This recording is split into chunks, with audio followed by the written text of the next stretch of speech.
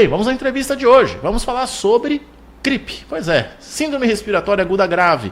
Mato Grosso do Sul, gente, está aí na 5ª semana de alta nos casos. É preocupante, tem muita gente ficando gripada, ficando doente.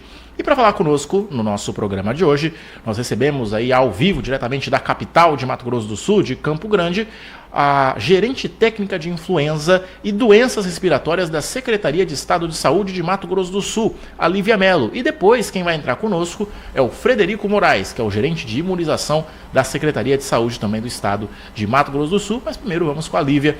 Lívia, muito obrigado por ter aceitado o nosso convite. A gente está falando com a Caçula FM, com Três Lagoas. E como nós dissemos, né, Lívia? 5ª semana de alta de casos. Está todo mundo ficando doente em Mato Grosso do Sul e o pessoal aí está em alerta, né? Vocês da Secretaria, principalmente pelo aumento de casos. Bom dia. Bom dia, Rafael. Bom dia a todos que estão nos ouvindo. Espero que estejam me ouvindo bem. Sim, estamos. Nós estamos com muitos casos, né, de síndrome respiratória aguda grave, muitos casos de gripe comum, de síndrome gripal. E isso tem sobrecarregado os nossos serviços de saúde e com certeza nos preocupado quanto ao impacto disso para toda a população. Com certeza. E há uma causa do que pode estar acontecendo para que esses números aumentem? Muitos falaram que era o feriado acumulado, né, que muita gente aí saiu, se aglomerou e nisso os casos aumentaram. Pode ser isso ou a mudança também no clima pode ter ajudado para que esses números pudessem ser aumentados no estado, Lívia?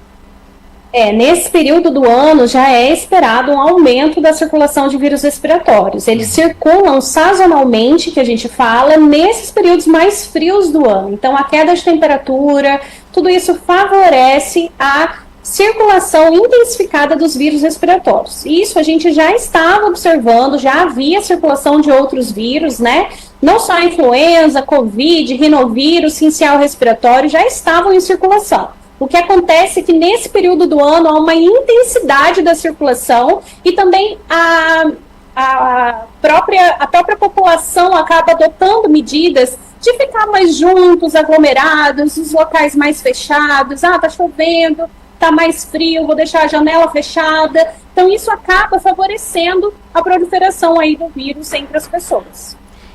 Você citou essa questão dos tipos de vírus, né? Qual que é a diferença de um entre outro? Falamos, claro, de síndrome respiratória aguda grave, mas tem algumas tipagens, né? Qual que é a diferença de um vírus para outro, de uma influenza para uma gripe comum, até para muitas pessoas que podem até estarem gripadas e acharem que é um simples resfriado?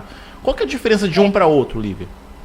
Então, a grande diferença é a intensidade dos sintomas. Na verdade, todos os vírus respiratórios, eles podem causar tanto na síndrome gripal comum, aquela gripe comum, que a gente em 4 dias aproximadamente já tem uma melhora clínica, mas ele pode também, o mesmo vírus que causou a gripe comum em um indivíduo, pode causar a condição clínica síndrome respiratória aguda grave, que é o agravamento. Estava com uma síndrome gripal e evoluiu com gravidade. Quais são essas gravidades? Sinais, né? Então dispneia, desconforto respiratório, saturação menor que 94%, são sinais de agravamento da síndrome gripal. E há um público que está se tornando o maior número de vítimas em relação a essas síndromes aqui no estado? Continua sendo os idosos, as crianças, o maior público-alvo que está ficando doente aqui no estado? Sim, o público que mais tem hospitalizado hoje é de 0 a 9 anos. Então, são as crianças que têm sofrido um maior impacto quanto à hospitalização, ou seja, quanto à gravidade da sintomatologia. Agora, em relação a óbito, continua sendo maiores de 60 anos, ou seja, o outro extremo de idade. E por isso é tão importante enfatizar o porquê que existem os grupos prioritários para vacinação. Sim. Justamente porque são os grupos que mais evoluem com gravidade, hospitalizam e evoluem a óbito. Então esse é o grupo prioritário para ser imunizado contra a influenza. Os números eles vieram crescendo desde a semana 14, né? Começou na semana 14 e aí foi evoluindo. Esses números, inclusive, até superaram o ano passado, Lívia. Tá preocupante mesmo essa questão da gripe aqui no estado. Eu estava até comparando o número da SPAC na mesma semana de 16, semana epidemiológica de 2024, e assim, é bem alto a diferença desses números, sabe? Enquanto na influenza, por exemplo, a gente tinha 54 casos confirmados no ano passado, na mesma semana 16, esse ano nós temos 310. Então é um número bem superior. Em relação a óbito, nessa mesma época do ano passado, nós tínhamos 5 óbitos. Hoje nós temos 27 óbitos. Em 7 dias, nós tivemos 14 óbitos por influenza. E Sim. todos esses têm histórico vacinal. Pode haver alguma subnotificação? Vocês têm essa previsão devido ao feriado prolongado? Vai ter mais um feriado agora na quinta-feira que vem. Pode acontecer uma subnotificação desses casos aqui em Mato Grosso do Sul? Infelizmente, sim, a gente já percebeu nesse último feriado que houve uma represagem assim, dos dados. A gente ainda está aguardando a atualização daquela semana. Não são todos os municípios que conseguiram colocar em dia todos os casos. O que a gente tem pedido aos municípios é que priorizem casos graves e óbitos dentro do sistema, porque isso, sim, impacta, né, principalmente impacta nas nossas análises. Os casos têm sido colocados e a gente sabe que todo feriado há uma contenção aí dos casos e a gente fica um pouco atrasado em relação aos dados. Outra questão, nós falamos, claro, Campo Grande. Campo Grande está no pico dos casos também, porque é a capital, é o município com o maior número de habitantes de Mato Grosso do Sul. Impossível, claro, da gente não citar. Mas os outros municípios, como que está a situação? E eu pergunto, claro, se você tiver essa informação, em relação a Três Lagoas. É uma questão que também preocupa vocês? Vocês estão observando os 79 municípios, essa demanda alta de casos? Como fica essa situação em relação aos outros municípios? Claro, não tirando Campo Grande da nossa conversa. Olha, é bem diferente quando a gente analisa assim, Campo Grande e os demais municípios. Acho que acaba sendo um pouco mais tardio esse impacto nos demais municípios. Campo Grande é sempre o que aparece em primeiro, né, lugar, é onde a gente começa a ver a intensidade dessa circulação. Então, ainda hoje, quando a gente compara Campo Grande com os demais, Campo Grande se sobressai não só pelo seu número populacional, tá? Realmente tem mais casos por ter mais a população, por ter mais casas de longa permanência, por ter mais creches, mais escolas, tudo isso favorece que Campo Grande tenha um maior número. Nos demais municípios, a gente tem visto já uma crescente, mas é muito mais de menor impacto, né, do que a gente tem visto na capital. E Três Lagoas, podemos dizer também que está em um número estável, podemos falar assim? Está instável. Três Lagoas tem poucos casos ainda confirmados de influenza.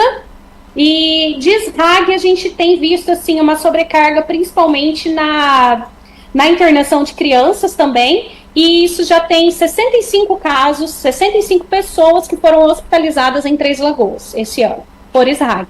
Em relação a esses dados chegam imediatamente a vocês? Quando a secretaria notifica um caso, é enviado imediato para a gerência de imunização, a gerência, né, dessa questão das síndromes respiratórias?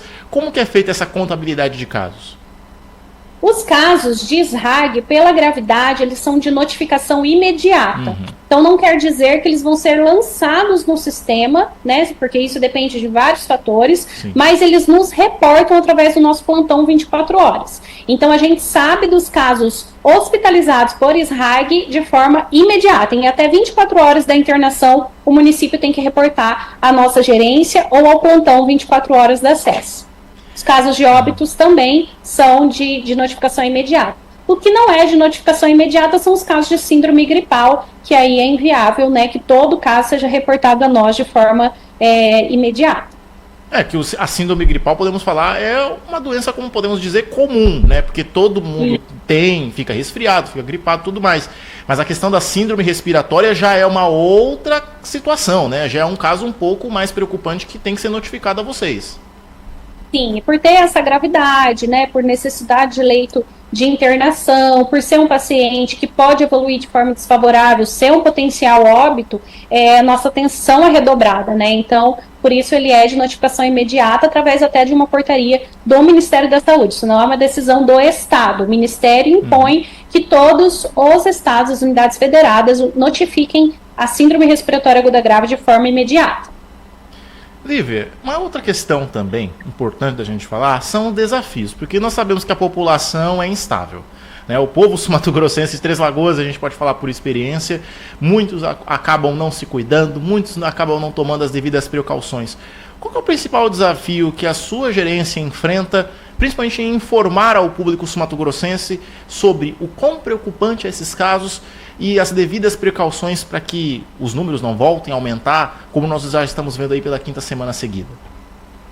A gente tem feito campanhas assim de informação mesmo à população de forma incansável.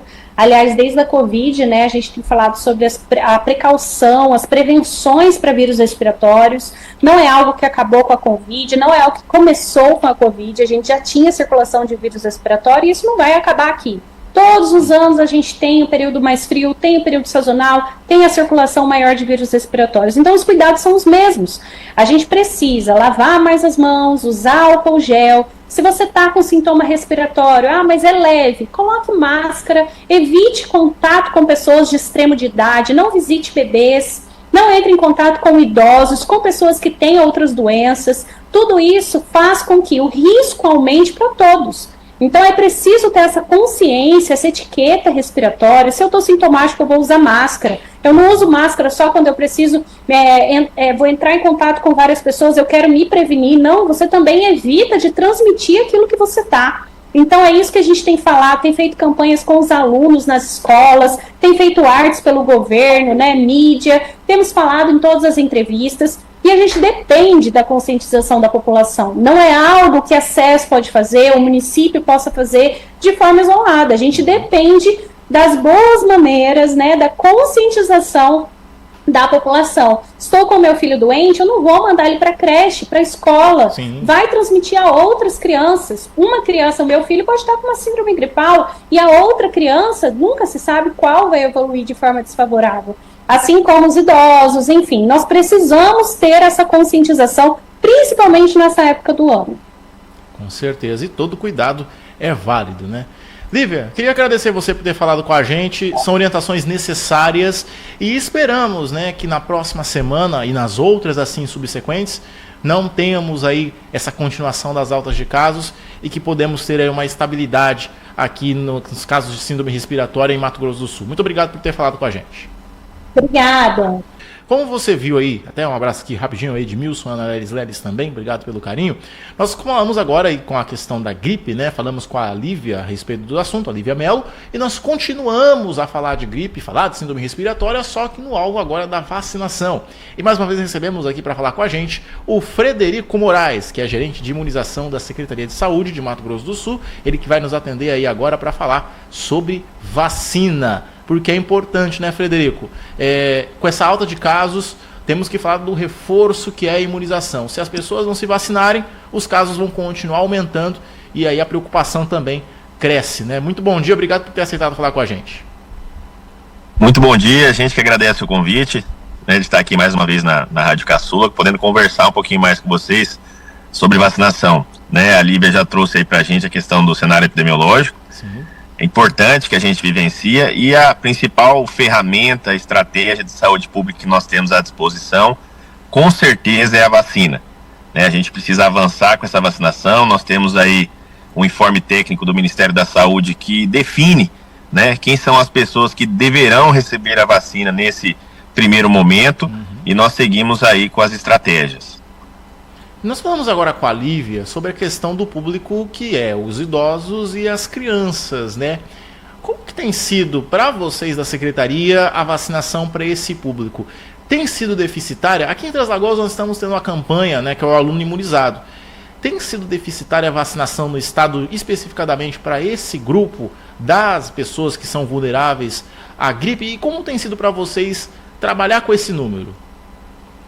Nós temos aí o histórico dos últimos anos, né, onde a gente não conseguiu alcançar a meta estabelecida pelo Ministério da Saúde, né? Enquanto Estado, nós tomamos algumas providências, né, no sentido de adiantar a vacinação. Então, a campanha nacional, ela iniciou no dia 7 de abril, nós iniciamos aqui no dia 24, então, com quase 15 dias aí de antecedência, já pensando nesse período sazonal. Sim. E nós trazemos aí para os coordenadores de imunização de cada um dos municípios um treinamento, né, trazendo a importância do alcance desses dois grupos que você especificou aí na sua fala. Quando a gente olha, né, para o boletim epidemiológico, a gente vê a importância, né, da vacinação, tanto das crianças de 6 meses até 6 anos de idade, como dos extremos de idade, que são os idosos acima de 60 anos.